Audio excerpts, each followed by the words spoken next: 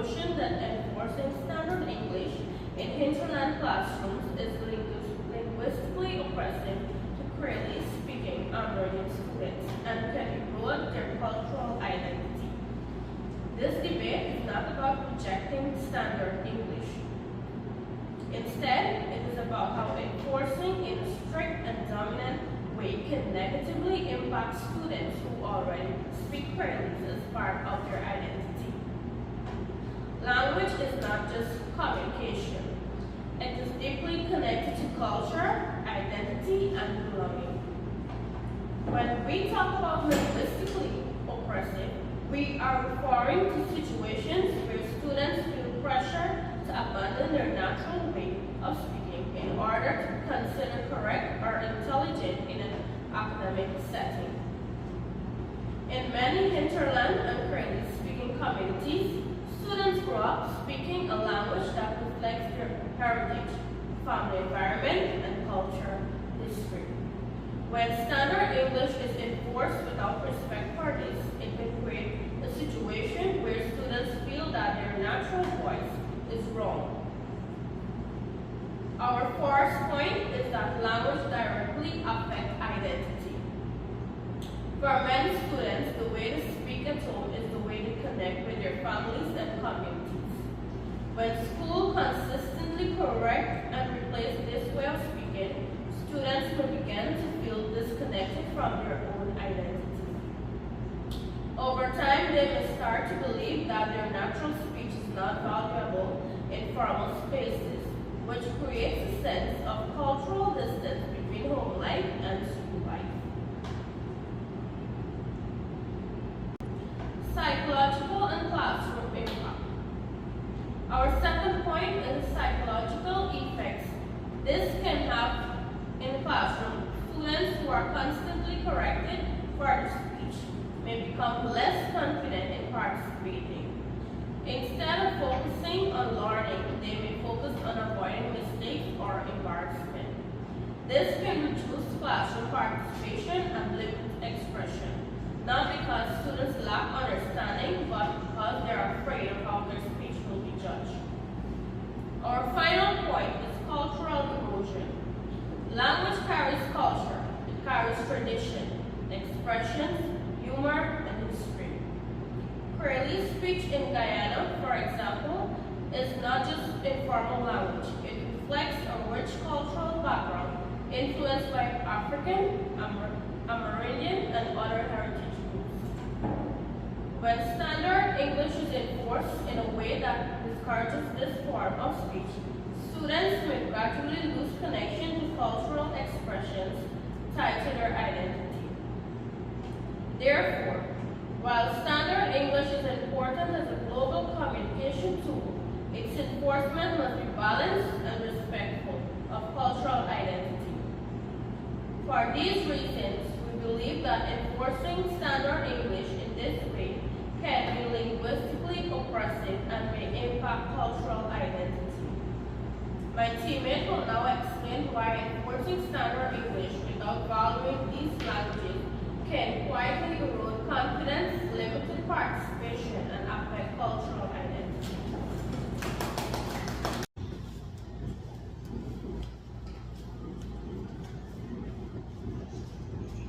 Good day once again. My name is Ms. Johnson, and I am from the proposition team. Language equal identity plus ancestry. Language is not just words, it's identity. The way Creole-speaking students communicate reflect their upbringing, their environment, and most importantly, their ancestry in Guyana. Our speech carry influence from Africans, Amerindians, and Indian heritage. It is not random. It is history speaking through us. So when a child enters a classroom and he or she is told, speak properly, what they often hear is the way you speak naturally.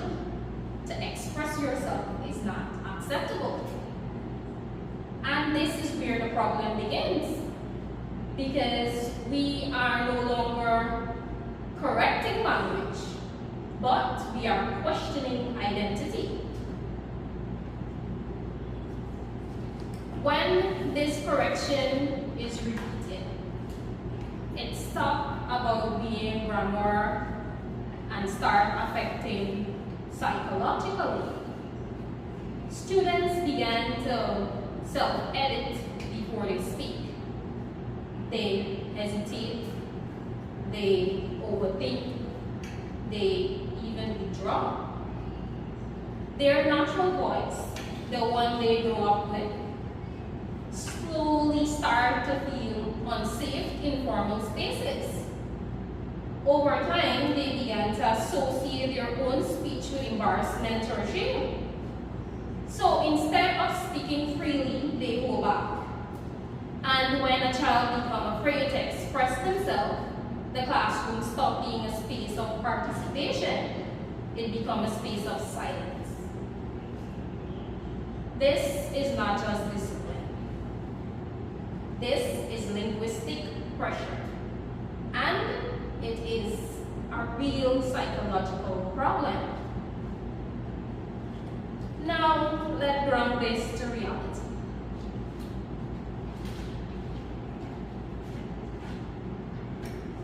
Guyana is the only English-speaking country in South America. Yet, culturally, we are deeply connected to the Caribbean in identity and expression.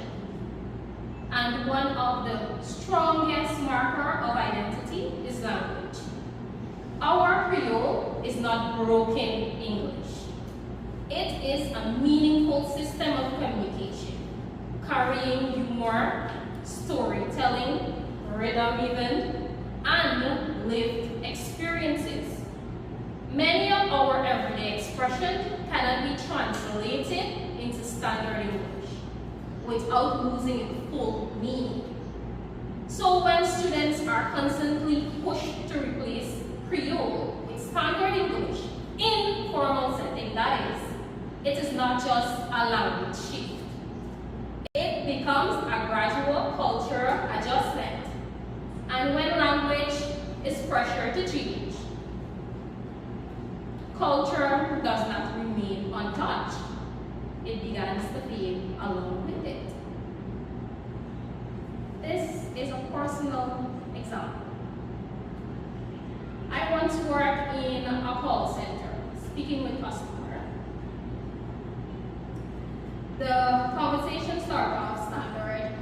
We usually have this grouping stuff that we call dead air that we tend to avoid, which is long pauses on the phone with no interaction with customer. The customer paused and asked, "Are you Guyanese?" I said, "Yes." And immediately she responded, "I knew it from your voice." I smiled, and with that note, she was Jamaican. And in that moment, everything changed. The conversation became more natural. It became more human. We felt more connected. Not a robot that you're talking to on the phone, but we could relate to each other. She had no visual clues. She did not know what I looked like, what clothes I wear, whether I'm African, East Indian. All she had was my voice. And from that alone, she instantly recognized my identity. That is the power of language. It signals who we are before we even explain ourselves. In closing, so when students are placed in an environment where their natural voice is constantly corrected, we must understand the impact. Confidence reduces, expression shrinks, and over time, identity becomes weakened, not suddenly, but gradually. So, the real question is not whether students should learn standard English, enrich it without erosion in identity they already carry.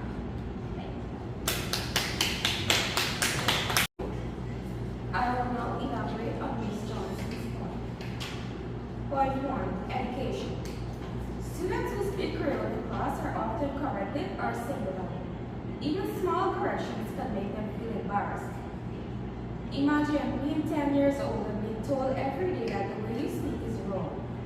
Over time, students may stop participating, even if they have good ideas, because they feel ashamed. Eventually, they may start believing their language and culture are less important than standard English. Example, a student answers a question in class. Miss, you don't finish your work already. The teacher interrupted and says, no, that's wrong, say it properly. The class laughs and the students feel embarrassed. Next time, the students stay quiet even when they know the answers. Point 2. Culture and identity. Language is deeply connected to culture. Creole is a part of music, storytelling, and everyday life. When teachers only accept standard English, students may feel how they speak with their families is inferior. For example, if a child shares a cultural story in Creole and gets corrected, they may lose emotions, humor, and meaning behind it. This isn't just about language. It's about losing part of their identity. Confidence and participation. Key idea, fear limit learning. When students are forced to only use standard English, many participate less, and we can testify that through real-life classroom in Guyana. They may understand the lesson, but they are afraid of being judged from how they speak. So they stop asking questions or sharing ideas. Example, a student who understands the lesson but is afraid to ask, Miss, I don't understand that part, because they think they'll be corrected. So they stay confused and they fall behind. This affects their learning and makes them feel like their culture is less valuable.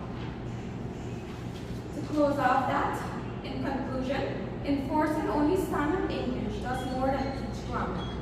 It can make students feel like their identity isn't good enough. If we both value Creole and English, we can help students stay confident, connected to their culture, and succeed in school without losing who they are. Thank you.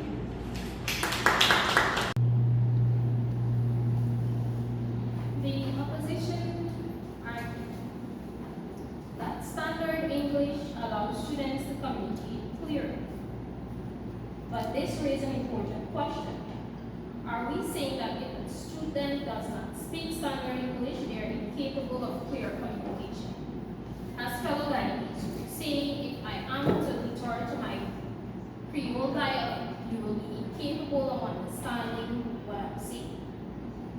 Communication is not defined by one form of language. People communicate clearly every day in Creolese within their homes, communities, and they are understood. What truly affects communication is confidence. When students are constantly corrected or made to feel that their natural way of speaking is wrong, they begin to hesitate. And with hesitation, communication is reduced, not improved. This becomes linguistically opposing. Elaborate on linguistically opposing is when one language is treated superior to another for it to feel inferior. Because when a child's voice is controlled, it is not clarity. It is linguistically oppression. Thank you.